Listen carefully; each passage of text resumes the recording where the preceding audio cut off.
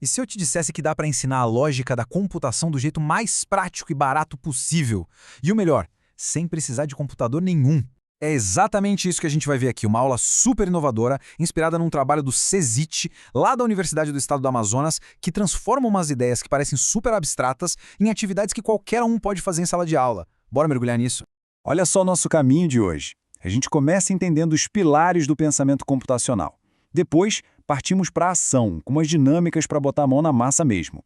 Em seguida, a gente explora jeitos diferentes de organizar informações. E no final, a gente vai entender por que essa ideia toda de desplugado é tão, mas tão poderosa. Então, vamos começar pelo começo, pelo fundamental, pensamento computacional. Olha, isso não é coisa só de quem programa, tá? É, na verdade, uma habilidade que todo mundo tem para resolver qualquer tipo de problema de um jeito mais lógico e organizado na vida. Pensa um pouquinho aí. Quando aparece um problemão na sua frente, qual é a primeira reação?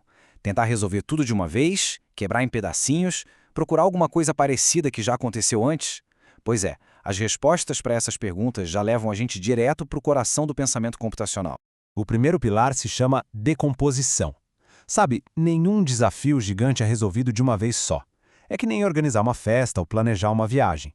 A gente quebra o problemão em tarefas menores. Lista de convidados, comida, lugar. Cada pedacinho desses fica bem mais fácil de resolver, né? Logo depois, vem o reconhecimento de padrões. A nossa cabeça é uma máquina de achar semelhanças. E quando a gente identifica uma coisa que se repete, um padrão, a gente não precisa ficar reinventando a roda toda vez. Dá para usar uma solução que já deu certo antes. Isso deixa tudo bem mais eficiente.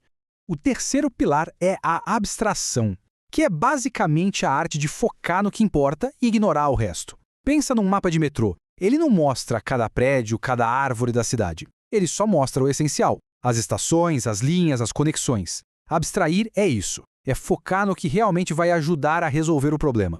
E por último, os famosos algoritmos. Parece um palavrão, né? Mas a gente usa algoritmos o tempo todo. Uma receita de bolo é um algoritmo, as instruções para montar um móvel também. A rotina para começar uma aula, tudo isso é um algoritmo. Uma sequência de passos bem clara, com começo, meio e fim. E aqui que a mágica acontece, onde tudo se encaixa. Voltando lá no exemplo da viagem, a decomposição quebra tudo em transporte, hotel, roteiro. O reconhecimento de padrões usa o que a gente já aprendeu em outras viagens. A abstração ajuda a focar nos detalhes mais importantes de cada etapa, e os algoritmos criam o passo a passo. Primeiro, comprar a passagem. Segundo, reservar o hotel. Juntos, eles transformam um desafio enorme num plano de ação. Certo, a teoria está clara, né? Agora vamos ver como isso funciona na prática. Como é que a gente faz o conceito de algoritmo virar algo concreto em sala de aula? A dinâmica do robô humano é um jeito simplesmente genial e divertido de fazer isso acontecer. A ideia é super simples. Os alunos têm que escrever, passo a passo, as instruções para uma tarefa bem do dia a dia. Tipo, escovar os dentes ou fazer um sanduíche. Só que tem uma regra de ouro. As instruções são para um robô que não entende nada, mas nada mesmo que não esteja escrito. Para ele, o óbvio simplesmente não existe. Olha esse exemplo aqui para fazer um sanduíche. Parece simples, né? Mas um robô perguntaria, onde está o pão? O que significa abrir o pote? Com que força eu pego a faca? O que essa atividade faz é forçar a galera a ser super clara, precisa e organizada nas instruções. Eles entendem, na prática, o que é um algoritmo. E aqui vem o pulo do gato, uma sacada que muda tudo. O objetivo não é achar uma única resposta certa.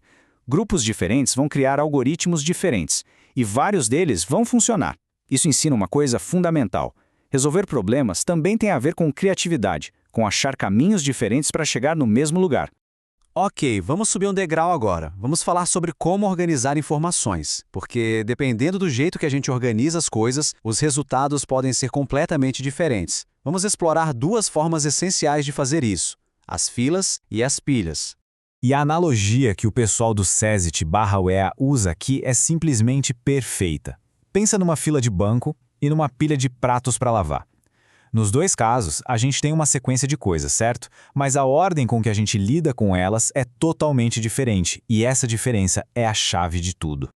Então, a grande sacada é essa aqui. Numa fila, a lógica é o primeiro que entra é o primeiro que sai. Em inglês, FIFO. Quem chegou primeiro na fila do banco é atendido primeiro. Já na pilha, a lógica é o contrário. O último que entra é o primeiro que sai. O LIFO. O último prato que a gente botou na pilha é o primeiro que a gente pega para lavar.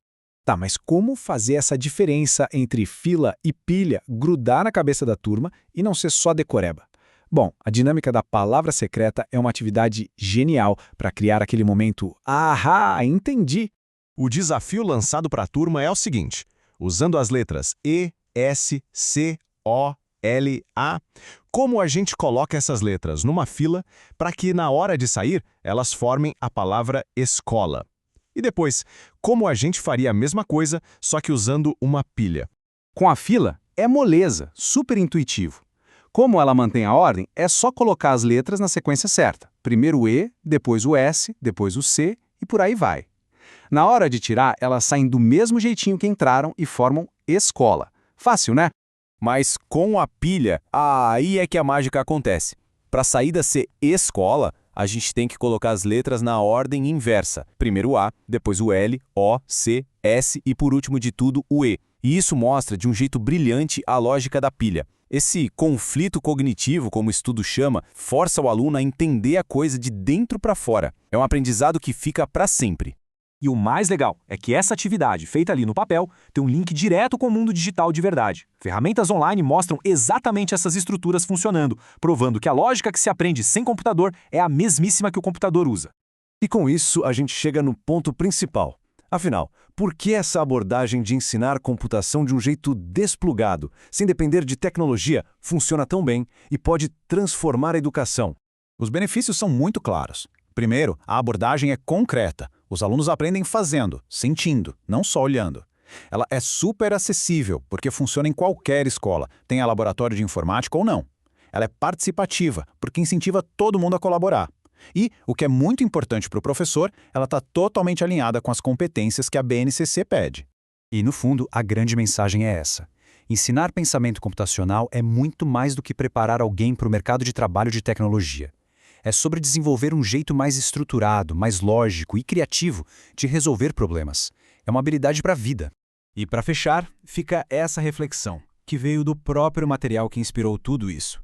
Depois de ver tudo isso, o que muda na nossa percepção sobre a computação como uma ferramenta para ensinar? Talvez ela deixe de ser aquele bicho de 7 cabeças e se mostre uma baita aliada para desenvolver o raciocínio em qualquer matéria.